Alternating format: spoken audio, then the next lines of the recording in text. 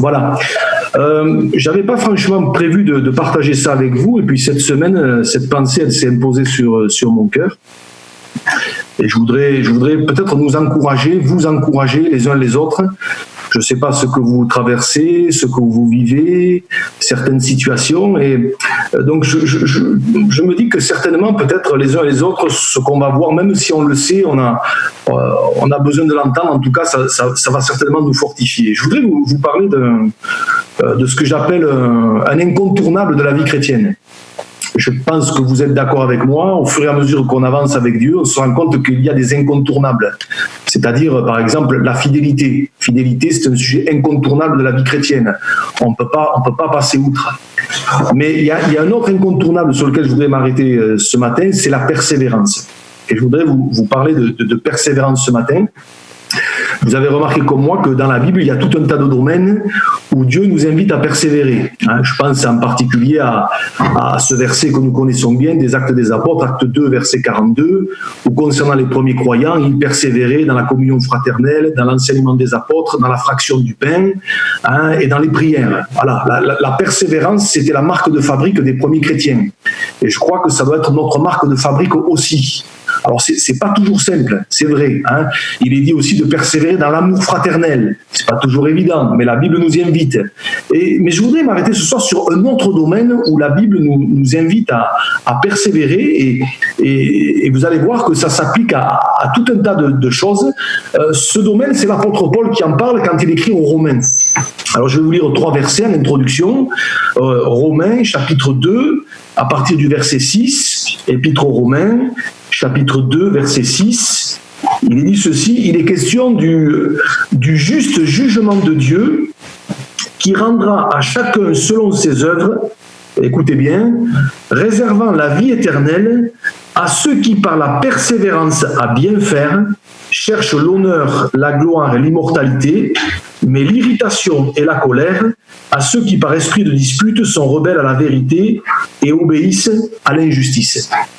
Et je voudrais qu'on retienne pour nous ce matin le verset 7 où il est question de ceux qui par la persévérance à bien faire cherchent l'honneur, la gloire et l'immortalité. Et je voudrais qu'on réfléchisse à ça ce matin quelques instants, la persévérance à bien faire.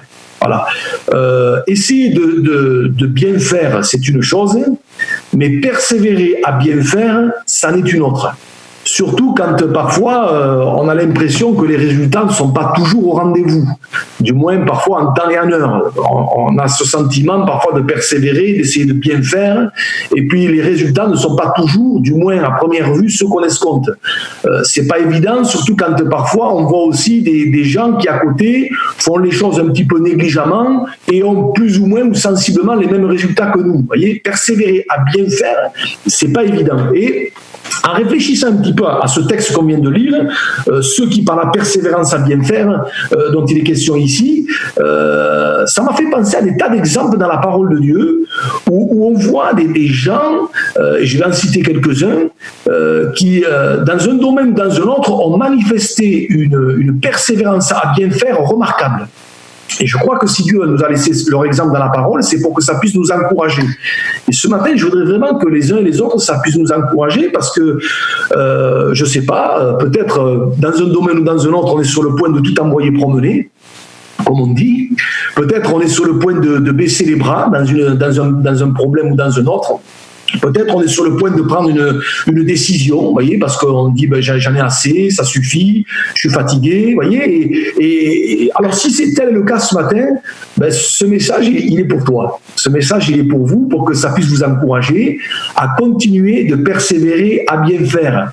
Même si peut-être on ne voit pas toujours d'un point de vue immédiat le résultat, même si peut-être à côté de nous, c'est pas l'état d'esprit des autres, vous voyez. Que Dieu nous aide à être de cette catégorie-là. Alors, des gens qui ont manifesté une persévérance à bien faire dans la Bible, vous en avez une quantité incroyable. Et je vais vous en citer quelques-uns ce matin.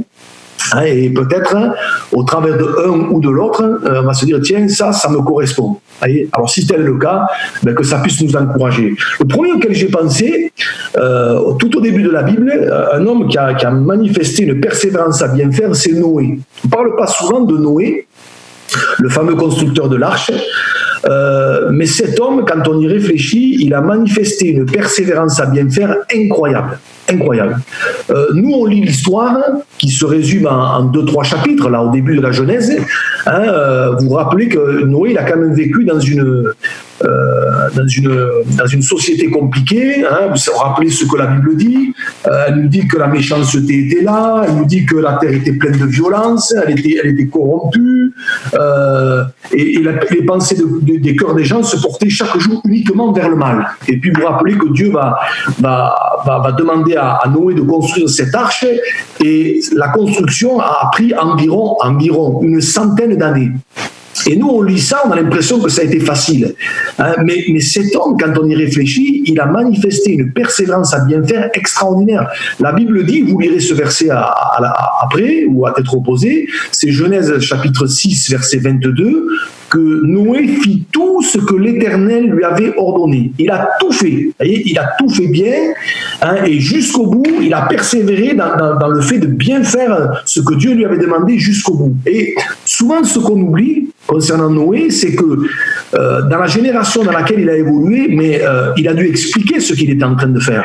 La Bible dit qu'il a été le prédicateur de la justice, donc certainement que des gens sont venus lui demander qu'est-ce qu'il faisait, pourquoi il le faisait, et il a dû expliquer les choses. Et je me dis, mais que pendant tout ce temps, il a dû subir toutes sortes de moqueries, toutes sortes de railleries. Vous voyez, on a dû le tourner en dérision. Peut-être quand il allait en ville faire ses courses, on disait, tiens, le fou arrive, vous voyez, ou l'illuminé arrive, vous voyez, ce genre de choses. Il a subi ce genre de choses. Mais ce que je remarque, c'est que malgré cela, il est allé jusqu'au bout et il a manifesté une persévérance à bien faire incroyable. Voyez, et le résultat, c'est qu'il a été sauvé, lui et sa famille. Et je crois que de la même façon, en se servant de cet exemple, de la même manière, en ce qui nous concerne, on veut bâtir notre vie spirituelle d'une manière solide, d'une manière droite, d'une manière intègre, eh bien, on va subir les mêmes choses qu'a subi Noé. On va subir peut-être la moquerie, on va subir peut-être les railleries de l'un, de l'autre, mais vous voyez, ces choses qu'on connaît, du style toi avec ton Dieu, toi avec ton Église, etc., etc. Mais si peut-être on vit ce genre de choses, mais j'aimerais nous encourager, qu'importe, à continuer de persévérer à bien faire. Qu'importe ce qui se passe autour, qu'importe si peut-être on se moque un peu de notre foi, on la tourne en dérision. Et je pense particulièrement à nos sœurs qui vivent parfois avec des conjoints convertis, c'est pas toujours facile. C'est pas toujours simple, mais j'aimerais vraiment nous encourager à suivre l'exemple de Noé. Vous voyez, il a tout fait ce que Dieu lui avait dit. Vous voyez, il s'est appliqué, il a persévéré à bien faire, et Dieu l'a béni, lui et sa famille. Alléluia. Je pense aussi à un homme comme un petit peu plus loin dans la Genèse, comme Joseph. Là aussi, on connaît bien l'histoire, mais il a évolué dans un contexte compliqué, mais là aussi, ce qui ressort, c'est que c'est un garçon qui a persévéré à bien faire. Vous voyez, malgré tous les coups durs qu'il a subis, malgré les pressions qu'il a subies, et bon, bien sûr, quand on pense à Joseph, on pense à l'épisode avec Madame Potiphar. On pourrait dire au premier abord que ça ne lui a pas servi à grand-chose. Vous voyez, de rester droit, de rester pur, de rester intègre, de marcher dans la crainte de Dieu. On pourrait dire, regardez où ça l'a mené, regardez où ça l'a conduit. Vous voyez, et en pensant à ça, je me disais, que quelque part, bien sûr, le contexte est différent aujourd'hui, mais on vit un peu dans un contexte compliqué aujourd'hui. Quand on veut vivre avec Dieu d'une manière droite, intègre, pure, qu'on veut faire les choses bien, qu'on ne veut pas tricher, qu'on ne veut pas tremper dans des affaires qui sont pas bonnes, etc., c'est pas évident, vous voyez. Et des fois, en faisant ces choses-là, en persévérant, des fois même, ça nous retombe dessus, vous voyez. Et on pouvait nous aussi se dire, mais à quoi bon, à quoi ça sert? Et tu vois, Seigneur, j'essaye de faire les choses bien, je persévère, je me tiens droit devant toi, enfin, j'essaye de faire les choses bien, et regarde où j'en suis, vous voyez. Mais l'histoire de Joseph, elle est encourageante pour nous montrer que non seulement Dieu fut avec lui, mais on sait comment Dieu a retourné l'histoire, on sait comment Dieu a inversé la tendance, et finalement, la persévérance à bien faire de Joseph, eh bien, quelque part, elle a été payante. Et j'aimerais nous encourager les uns les autres, parce que parfois on a l'impression que, on a tous cette impression que la persévérance à bien faire, à rester droit, à rester intègre, à rester honnête, à rester pur, à nous séparer de certaines choses, à pas faire comme les autres, on a l'impression parfois que c'est pas payant. Voyez, je vais employer cette expression, c'est pas payant. Les autres font n'importe quoi et ça va beaucoup mieux pour eux. Ils ont beaucoup moins de problèmes financiers, beaucoup moins de problèmes de ceci ou de cela. Mais j'aimerais nous encourager à persévérer, à bien faire, parce que quelque part, le plus important, c'est que Dieu est avec nous et que notre vie, notre histoire, c'est lui qui la tient et c'est lui qui l'amènera là où il a prévu de l'amener.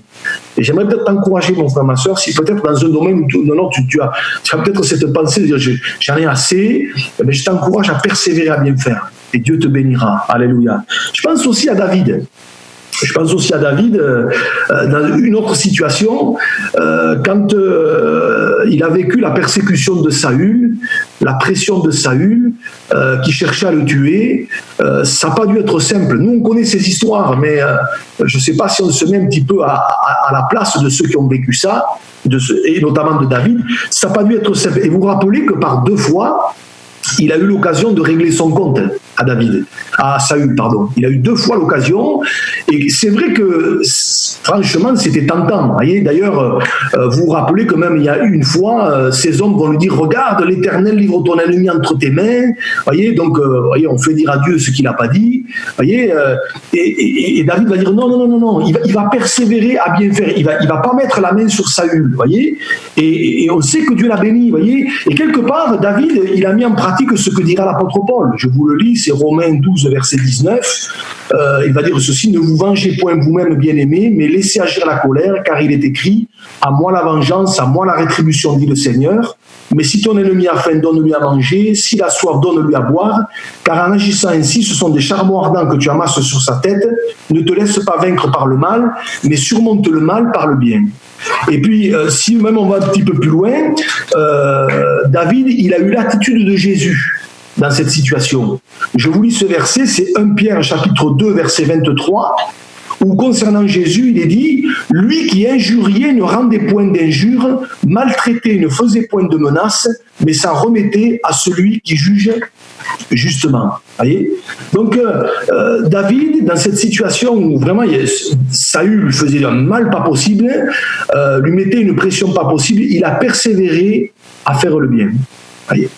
Et là, peut-être, je ne sais pas si ça parle à quelqu'un ce matin, mais voilà, si ça parle à ne serait-ce qu'à une personne, ben, j'aimerais t'encourager. C'est vrai que parfois, on peut subir de quelques-uns, d'un voisin, je ne sais pas moi, d'un collègue de travail ou de quelqu'un d'autre, on peut subir de la méchanceté, on peut subir du mépris, on peut subir ce genre de choses, voyez. Et c'est pas évident quand on essaye d'être sympa, quand on essaye d'être gentil, quand on essaye de tout, quoi. On essaye de tout, voyez.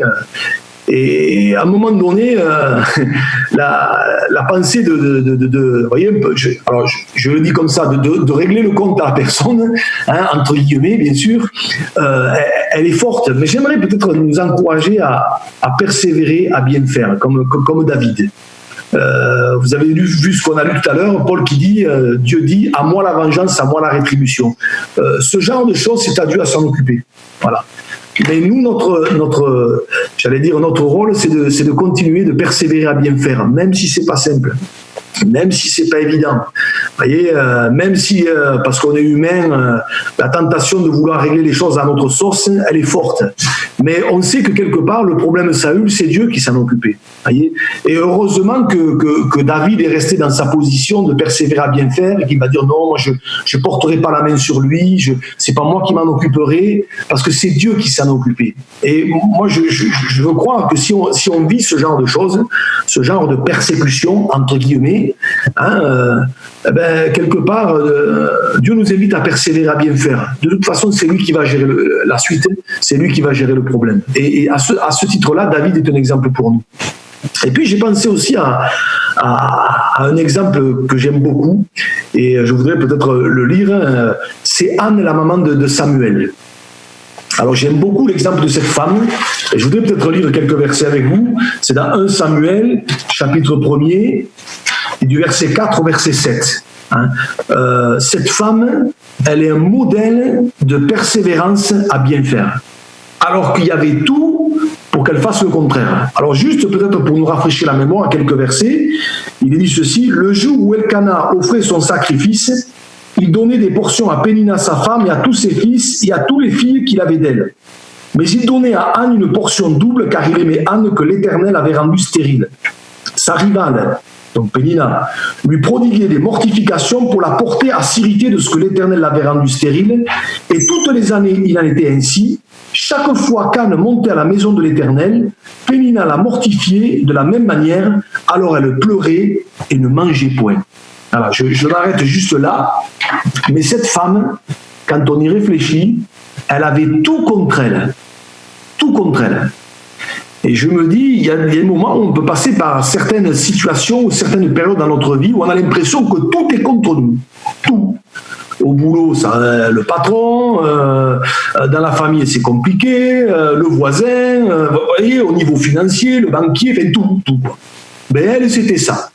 Hein, on a l'impression que tout était contre elle. Et quand vous lisez un petit peu son histoire, je me dis mais qu'elle aurait pu tout envoyer promener à un moment donné.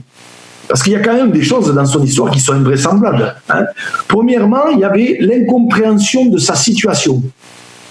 La Bible nous dit que c'était l'Éternel qui l'avait rendue stérile. Avouez que c'est quand même un peu particulier. Avouez qu'il y a de quoi se poser des questions. Voyez.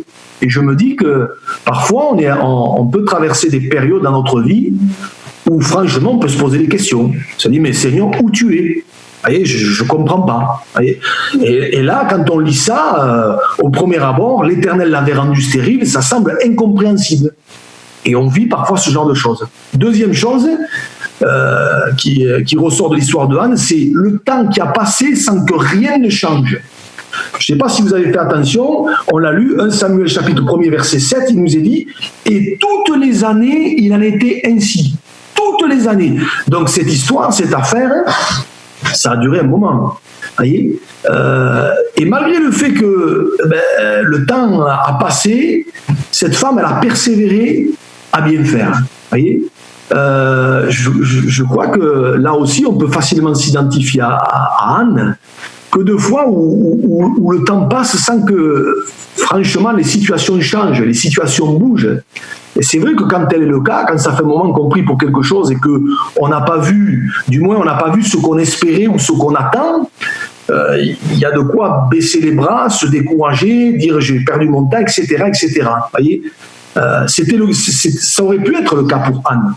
Troisième chose, il semblerait que sa persévérance, malgré sa persévérance, rien ne bougeait. Vous avez noté qu'il nous est dit que quand même, malgré le fait que ça faisait des années qu'il en était ainsi, il est dit chaque fois qu'Anne montait à la maison de l'Éternel, cette femme, elle ne s'est pas découragée. Hein. Elle continue. Aujourd'hui, on dirait qu'elle continuait à aller à l'église.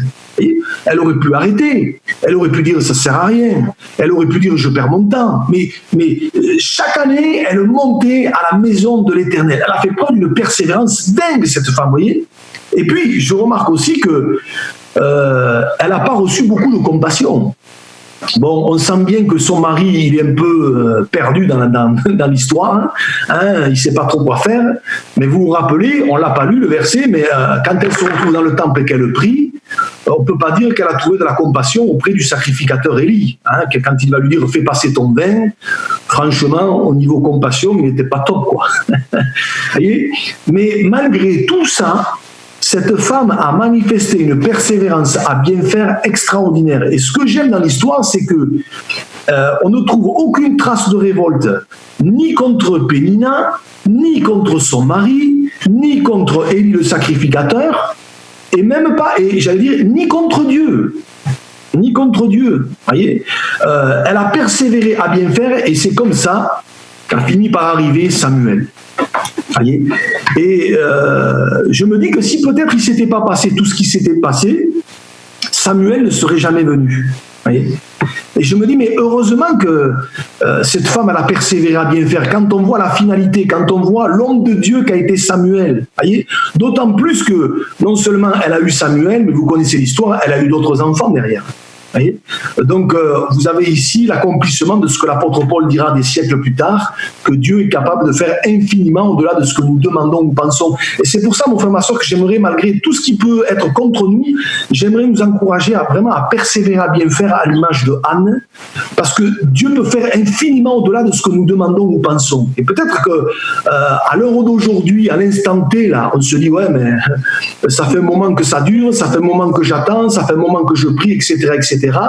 Mais peut-être qu'on est loin de s'imaginer tout ce que Dieu est en train de préparer, et peut-être même bien plus et au-delà que ce que nous pensons ou espérons. C'est pour ça que j'aimerais, mon frère, ma soeur, t'encourager, nous encourager vraiment à prendre exemple sur Anne, qui a été un modèle de persévérance à bien faire, et elle a été une bénédiction. Et parfois, Dieu permet certaines situations.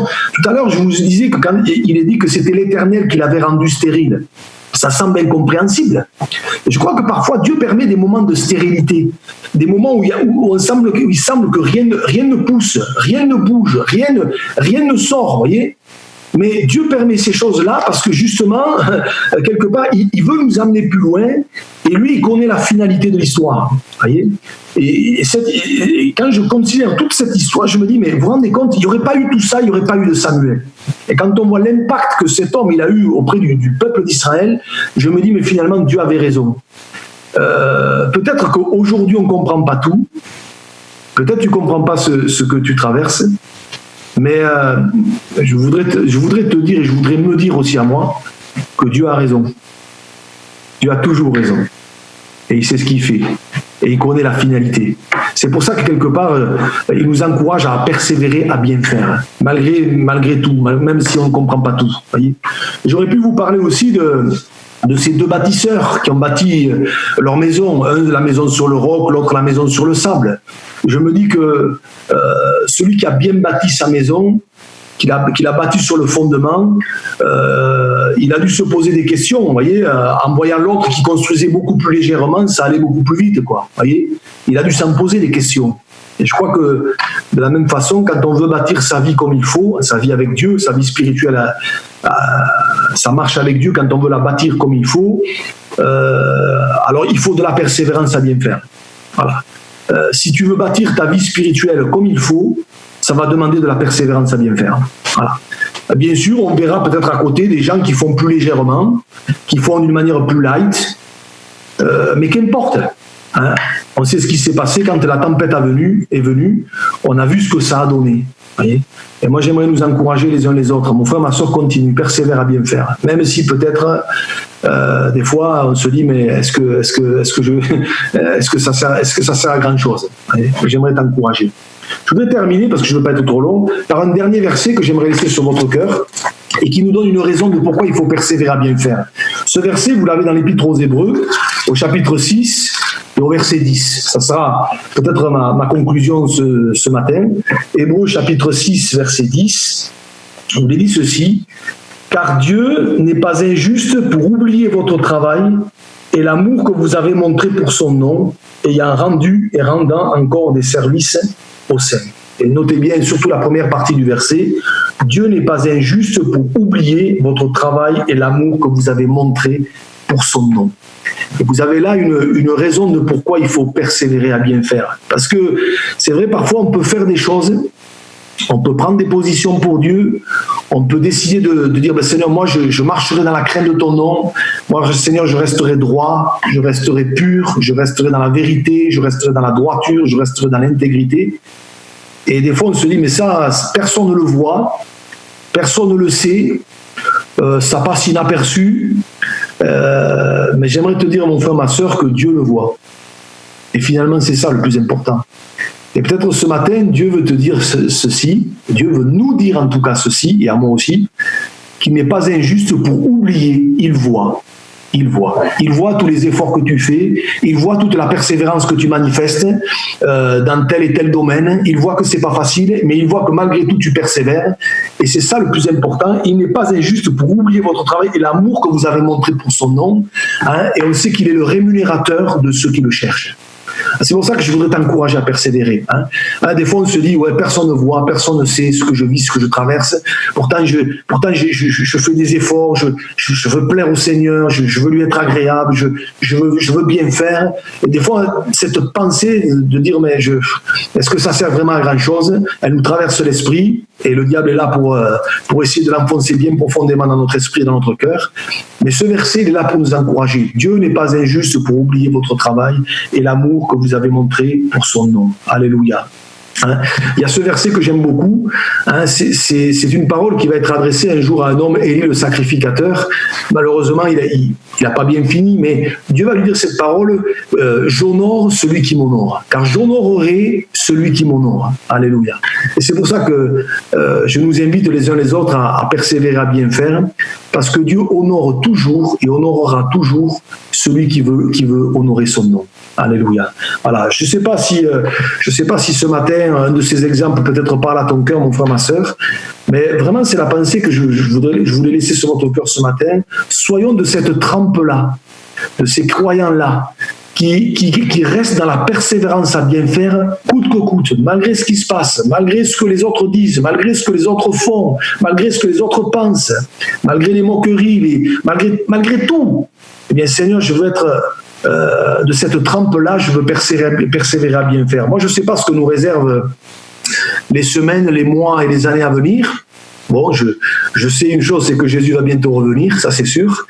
Mais dans le temps qui nous reste, dans le temps qui nous est imparti, et je ne sais pas combien, mais même si je ne comprends pas tout, même s'il y a des choses qui m'échappent, même si je n'ai pas tous les tenants, les aboutissants, eh bien je veux, avec bien d'autres, être de ceux de celles qui persévèrent à bien faire. Alors mon frère, ma soeur, je voudrais que ces quelques pensées ce soir, ce matin plutôt, puissent t'encourager, puissent nous encourager. Et si peut-être on est un peu découragé ce matin, si peut-être il y a une tendance à baisser les bras, à dire à quoi ça sert, est-ce que...